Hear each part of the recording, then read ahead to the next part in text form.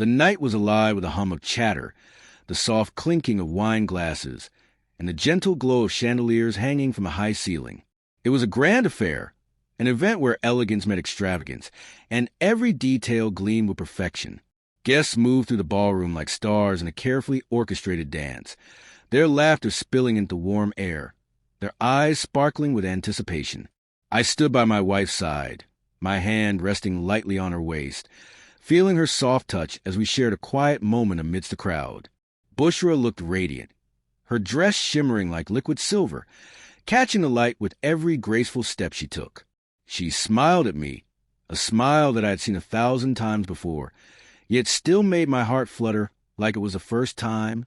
The way her eyes glistened when they met mine, it was as though I could lose myself in them forever. But tonight, something felt different. Something unspoken hovered in the air, something that tugged at my chest, a sensation I couldn't quite place. It was subtle, almost imperceptible, but it lingered like a shadow in the corners of my mind. And then it happened. The music shifted, soft and slow, pulling the room into a dreamy stillness. A classic ballad, one of those songs you can't help but get lost in.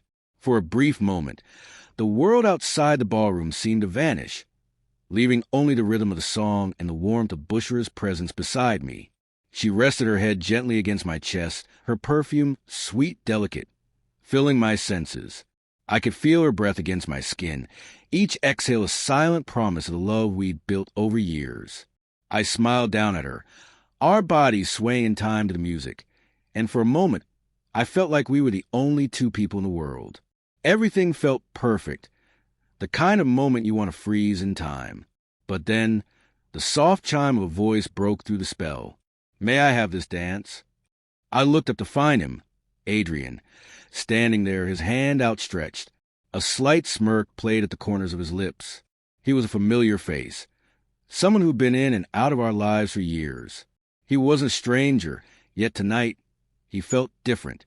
Bushra hesitated for only a fraction of a second, her eyes meeting mine with that same smile she always wore when she was about to give in to something or someone.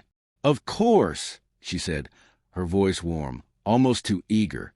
She placed her hand in his, her fingers brushing his skin, like it was the most natural thing in the world. As they stepped onto the dance floor, I couldn't shake the knot forming in my stomach. Adrian's presence was magnetic, like he was drawing her in, and her response, so effortless, so eager, sent a wave of unease coursing through me. He led her expertly, his movements smooth, deliberate, and their chemistry undeniable. From where I stood, I couldn't help but watch. They danced with fluidity that felt too natural, too intimate. Bushra's hand rested on his shoulder, but it lingered there longer than it should have. She laughed at something he whispered, a sound I hadn't heard in weeks, the kind of laugh that reached her eyes, lighting them up in a way that should have been mine to witness. My heart thudded heavily in my chest as I watched them, a tightness building in my throat. Something was wrong. I couldn't quite place it, but the unease grew, like a shadow lurking just beyond the warmth of the light. The music continued to play, but it felt distant now, like a muffled echo. The scene before me seemed unreal, yet undeniably true. The dance floor felt suddenly smaller, the air heavier as the music played on. I stood frozen, my eyes locked on Bushra and Adrian, watching them glide effortlessly across the room. Her laughter still rang in my ears, but it wasn't the same sound I had grown so familiar with. It was lighter, more carefree, as if there was something else between them, something I couldn't see but could feel in the pit of my stomach. When the song ended, they didn't part immediately. They stood there, speaking quietly, their heads tilted toward each other. Bushra's face had softened in a way I had only seen when we shared private moments. She was looking at him differently, her gaze lingering a little too long, her smile too warm. I tried to shake off the unease gnawing at me. Maybe I was overreacting. Maybe it was nothing, but I couldn't ignore the feeling creeping under my skin. It was more than just jealousy. It was a strange, unsettling sense of knowing that something was wrong. Something wasn't as it should be. As the night wore on, I found myself watching them constantly. I tried to engage in conversation with friends, to enjoy the evening, but my eyes would drift back to Bushra and Adrian, who now seemed to gravitate toward each other at every opportunity. Their exchanges were casual, but the way they shared private jokes, the way their hands would brush in passing, it all felt too intimate for my comfort. And then came the moments that really unsettled me. It was small things, subtle enough to go unnoticed by everyone else, but to me, they were like red flags waving in the distance. The way Bushra's laugh seemed a little too forced when I joined them at the bar, how she quickly turned her head away when Adrian spoke. I caught a glimpse of their shared glance, a look that was more than just friendship, more than casual acquaintance. I tried to reason with myself, to tell myself I was imagining things. But each time they interacted, it felt like the distance between Bushra and me grew wider. The man I once considered a harmless, if somewhat charming, acquaintance of ours had begun to feel like a shadow in our marriage. The deeper I looked, the more things didn't add up.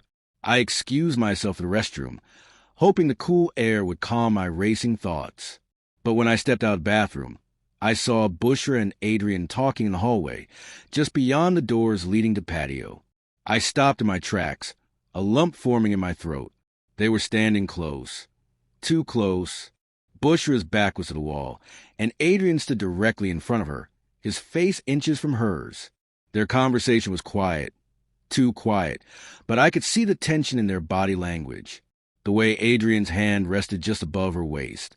The way Bushra seemed to hesitate, her body stiff for a brief moment before relaxing into him. It hit me then. Something wasn't right.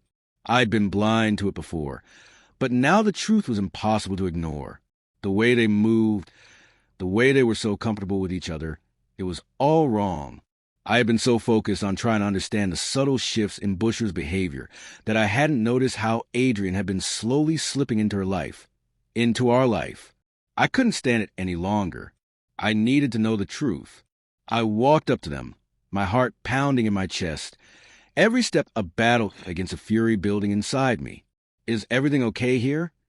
I asked, my voice sharper than I intended. Both of them looked up, startled, but only for a moment. Bushra's face flushed, a quick flicker of guilt passing through her eyes, but it was gone in an instant. Adrian's lips curved into a smile that didn't quite reach his eyes. He gave a slight shrug, as if nothing was amiss. "Of course," he said smoothly, his tone light. "We were just talking, catching up." Bushra quickly added, her voice betraying a touch of nervousness. "It's nothing, really. Just a conversation." But I could feel the lie hanging in the air between us. There was more, I knew it. I had to know what they were hiding. I forced a smile, my voice tight with restraint. "Right. Just be careful with your conversations. Bushra, we're in a room full of people, and I'm sure you don't want to draw attention." Her eyes shifted, a brief flicker of something unreadable passing across her face. She nodded, but I could see her hands trembling slightly, a giveaway that she was as uneasy as I was now. Adrian didn't seem fazed at all, his gaze cool and steady, but there was an edge to it, an arrogance I hadn't noticed before. I turned to leave, but not before I caught a final glance between them, one that sent a chill through my spine. It was a kind of look that spoke volumes, a silent understanding between them that only deepened my dread. As I walked away, I couldn't shake the feeling that I was losing something, something that had once been mine and mine alone. Bushra, the woman I loved, was slipping away, and I didn't know if I could get her back. The night had taken on an unreal quality, as if time itself had slowed to a crawl. I wandered through the crowd, trying to keep my composure, but my thoughts were a storm I couldn't quiet. Every glance at Bushra and Adrian, every word they exchanged, seemed to slice through the carefully constructed calm I'd built over the years of our marriage. I tried to shake it off. Maybe I was reading too much into things. Maybe I was overreacting, letting my insecurities cloud my judgment. But then, the moment came, the one I had been avoiding, the one I knew was inevitable. I found them again, standing together in the far corner of the ballroom, hidden in the shadows of a large potted plant. Their conversation was hushed, but I could tell it was more than just idle chat. Bushra's eyes sparkled, her laugh too easy, her posture too relaxed. Adrian was leaning in a little too close, his hand resting casually on her shoulder.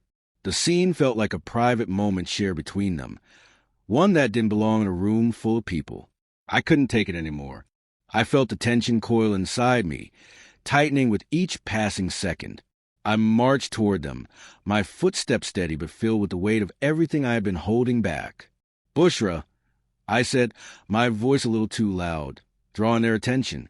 The smile on her face faltered just for a moment, the slightest crack in her perfect composure. Adrian straightened, his expression unreadable. "Is everything all right?" I asked, though I already knew the answer. My heart was pounding, the words threatening to spill out all at once. Bushra's gaze shifted uneasily between Adrian and me. Her lips parted, as though she were about to speak, but she hesitated, then quickly swallowed whatever words she had prepared. The silence between us grew thicker, and I could feel the weight of her reluctance, the way she tried to distance herself from me without saying a word. It felt like she was pulling away, emotionally and physically, and it shattered something deep inside me. "Of course," she finally said, her voice soft but tinged with something I couldn't quite place. "We were just talking. There's nothing to worry about." But her words didn't match her expression. I could see it in her eyes. The shift, the way she was holding herself back from me, like she was building walls where there had once been nothing but trust. I turned to Adrian, my gaze locking with his. "What's going on, Adrian?" I asked, my tone colder than I intended. "What is it that's been going on between you two?" He didn't flinch. In fact, he leaned back slightly, his posture almost relaxed, as though this was some kind of game to him. "Nothing you need to worry about, man," he said, his voice smooth and dismissive, as if it was all so trivial. But the way he said it, so casually, so confident, ignited something in me. The lies were so thin, they were almost visible. "Bushra," I whispered her name, the word coming out like a plea. "Is this really what you want? To throw everything we built away?" Her eyes flickered with something, guilt, shame, or maybe just fear. But she didn't answer. Her lips trembled, but no words came. The silence stretched between us, thick and suffocating. And then Adrian spoke again, his voice cutting through the tension. "You know, she's not the woman you think she is, man," he said, his tone laced with arrogance that made my blood run cold. "She's been more than willing to walk away from you. I've been patient, waiting for her to make the move. But you're a fool if you can't see it. She's been mine for months now." The words landed like a slap. The world seemed to tilt on its axis, and for a moment I couldn't breathe. The truth, harsh and brutal, was laid bare in front of me. Adrian's words echoed in my ears, cutting through my thoughts. He'd been waiting for months? My mind struggled to process it, to grasp the enormity of the betrayal. I turned to Bushra, my chest tight with a mixture of anger, hurt, and disbelief. "Is this true?" I asked, my voice shaking.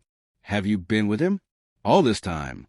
Her gaze dropped, and for the first time that night, I saw something real, something raw, in her eyes. There was no pretending now, no hiding behind that perfect mask.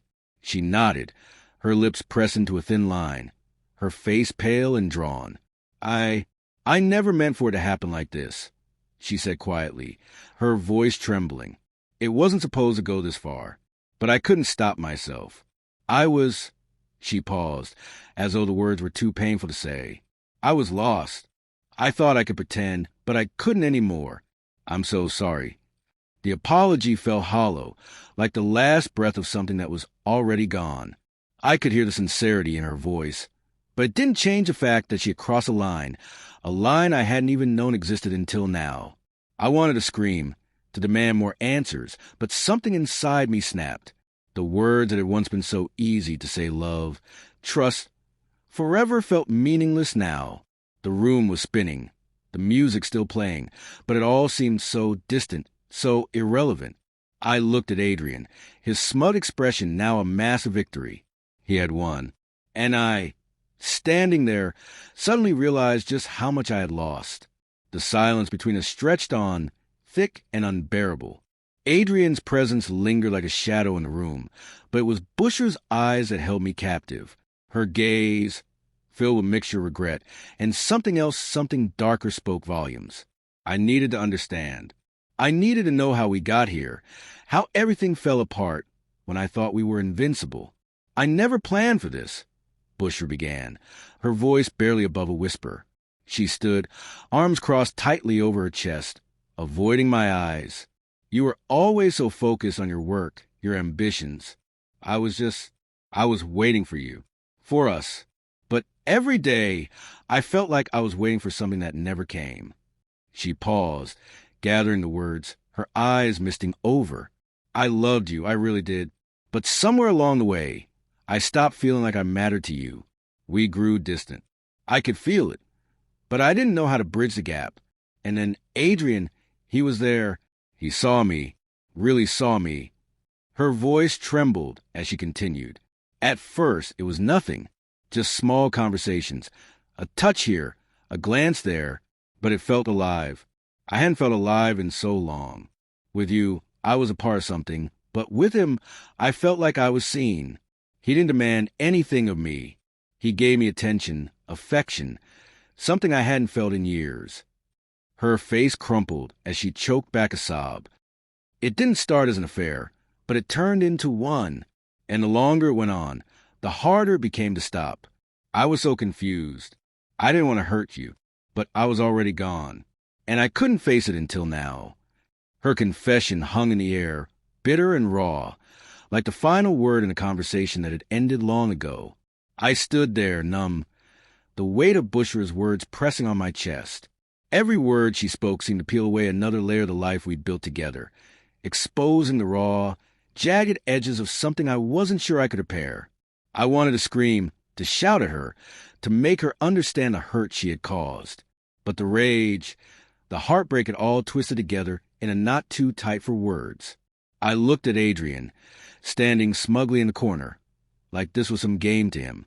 He had what he wanted, but I could see the emptiness in his eyes. Was it worth it? Was any of it worth tearing apart something that, once, had been so beautiful? I turned back to Bushra, her face pale, her eyes pleading for understanding, for forgiveness. And in that moment, I realized something there was no going back. The trust, the foundation of everything we had crumbled beyond repair. I can't do this anymore, I said quietly, the words tasting like ash on my tongue. I can't live like this. With you, with him. Her eyes widened, and I saw the truth in them. She hadn't expected this.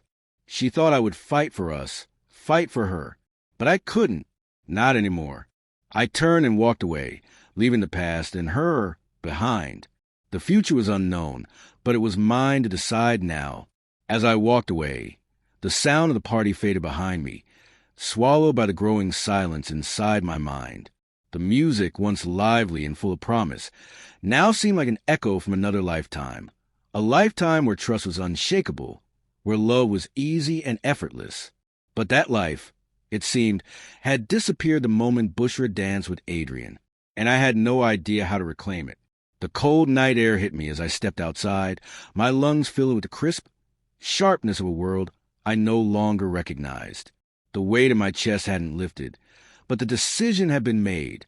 There was no more pretending, no more clinging to what could never be. I found myself standing alone in the parking lot, staring at the distant lights of the city. Everything felt hollow, as if the world had shifted slightly off course, and I was struggling to catch up.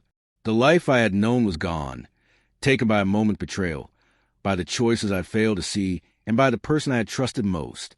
But I wasn't lost. Not completely. There was a new kind of freedom in this painful solitude, a future that no longer revolved around someone else's decisions, a future where I would reclaim my peace, my trust, and maybe, someday, my ability to love again. I took a deep breath, feeling the weight of it all, and walked forward into the unknown. I didn't know what the future held, but for the first time in a long while, I was ready to find out.